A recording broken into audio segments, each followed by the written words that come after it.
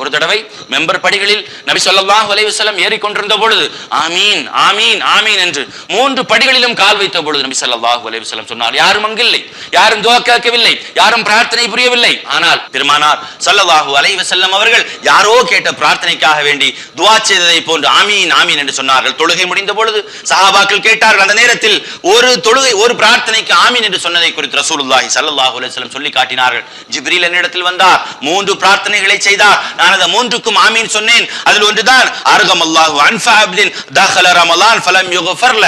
ரமலான் வந்ததற்கு பின்பு கூட, ரமலான் முடியும் நேரத்தில் கூட எவனுடைய பாவங்கள் மன்னிக்கப்பட்டதாக தன்னை மாற்றிக் கொள்ளவில்லையோ அவனுக்கு நாசம் உண்டாகட்டும் என்று ஜிப்ரீல் அலைஹிஸ்ஸலாத்து வஸலாம் எனக்கு துஆ கேட்டார்கள், நான் ஆமீன் என்று சொன்னேன் என்று பெருமானார் ஸல்லல்லாஹு அலைஹி வஸல்லம் அவர்கள் சொல்லி காட்டினார்கள் என்று சொன்னால், ஜிப்ரீல் கேட்ட துஆவுக்கு பெருமானார் ஆமீன் என்று சொல்லி இருக்கின்றார் என்று சொன்னால் அந்த துஆ எவ்வளவு பெரிய பாரதூரமான ஒரு துஆ என்பதை நாம் நினைத்து பார்க்க வேண்டும்.